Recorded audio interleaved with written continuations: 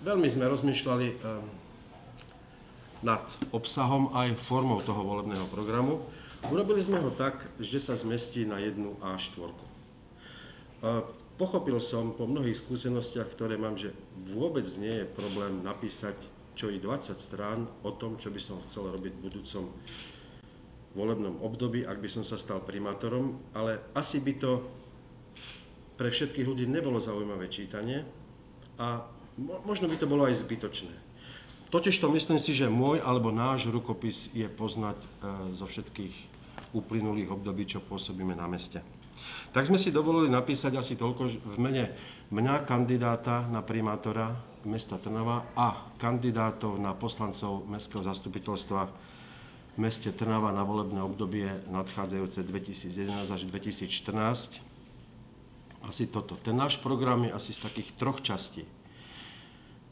Jedna časť, kde hovoríme o tom, že v uplynulých volebných obdobiach sme predkladali a plnili ambiciózne volebné programy, v ktorých sme riešili rozvoj ekonomiky a zamestnanosti, podmienky na vzdelávanie, zdravotnú a sociálnu starostlivosť, mnohé otázky dopravy, životného prostredia a služieb. Humanizovali sme sídliska, rekonštruovali školy, domovy dôchodcov, stavali a obnovovali byty, športoviská, štadión Antona Malatinského a kultúrne stánky. Proaktívnou politikou sme boli úspešní pri vyhľadávaní investorov. Samospráva je dobrým a spoľahlivým partnerom pre mnohé aktivity v meste Trnava. Vybudovali sme funkčný mestský úrad, mestskú políciu, zriadili sme organizácie zabezpečujúce chod mesta. Mesto Trnava svojím systémom dotácií podporuje mnohé kultúrne, športové, zdravotné, sociálne, charitatívne inštitúcie a podujatia. Našou silnou stránkou vždy bolo plnenie sľubov a dlhodobý rozhodujúci podiel na úspešnom rozvoji mesta Trnava. Keďže cítime veľkú zodpovednosť za ďalší vývoj nášho mesta, vo všetkých týchto oblastiach a činnostiach budeme pokračovať. Na tomto mieste volebného programu obyčajne sa píšu mnohé vety, ktoré začínajú slovesami typu vypracujeme, zrealizujeme, podporíme, zabezpečíme, rozšírime, zasadíme sa, zlepšíme, inštalujeme, zriadíme a ešte 20 iných podobných slovies by som vedel vytvoriť. Robili sme tak v uplynulých volebných obdobiach. Všetky tieto slovesá použijeme. Použijeme ich vtedy, keď budeme v praxi pokračovať v tom, čo sme robili doteraz. A budeme posúvať Trnavu vpred. Toto je prvá časť volebného programu. Čo sme tu robili, v tom budeme pokračovať. Samozrejme, modifikovať veci na súčasnosť, okolnosti, ktoré prináša život a vždy nachádzať dobré riešenie. To je prvá, možno najdôležitejšia časť nášho volebného programu. Druhá, ktorá je možno najatraktívnejšia, uviedli sme ju takouto vetou. V nadchádzajúcom volebnom období chceme navyše konať tak, aby o 4 roky v Trnave bolo samozrejmosťou, a teraz vám poviem 21 bodov. Poprvé, nové multifunkčné centrum pre seniorov pri Ružovom parku v budove Kalokagatie.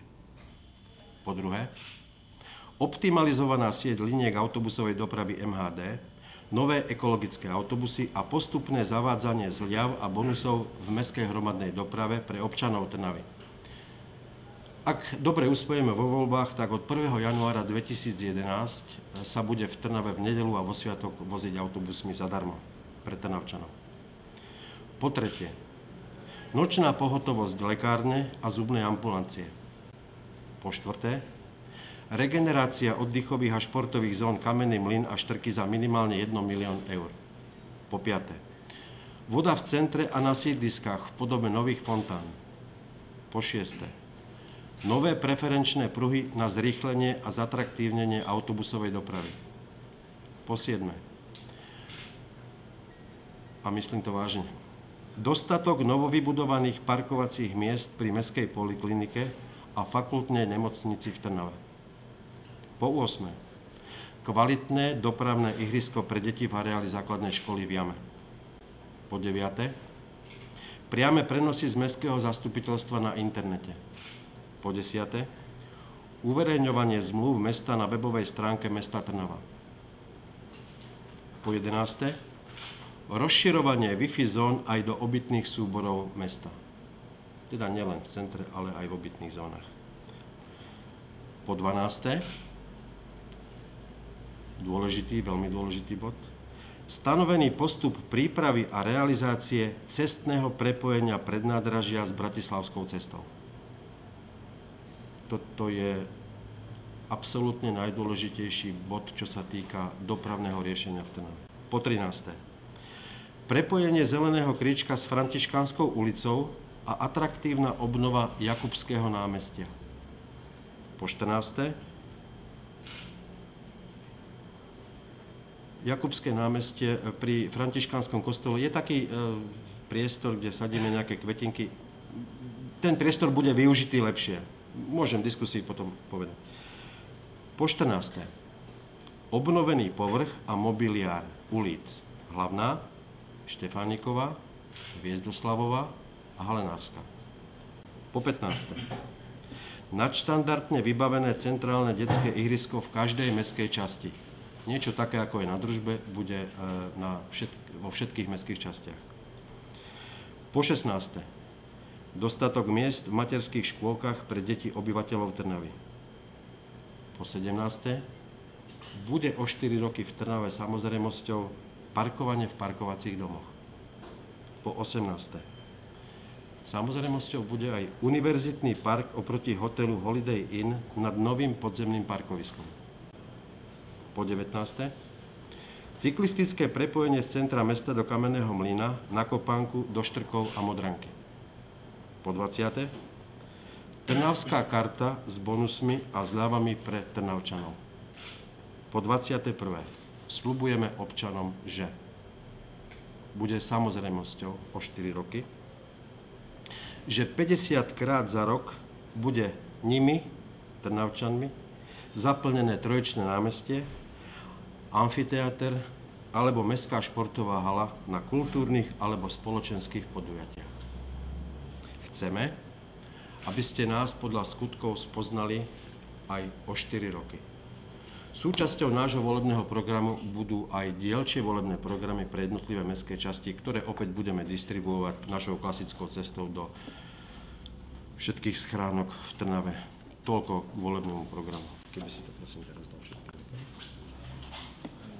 Ďakujem Vladimírovi Budkovi za odpočet aj predloženie volebného programu. Nech sa páči, priestor na vaše otázky.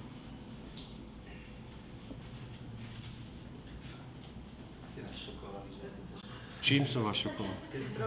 Vy ste prekonali. Ja sa chcem opýtať k tomu programu, ale môžem. Neviem, či som prepočul, ako náhodou, tak ma opravte. Rozdaj to. Chcem sa spýtať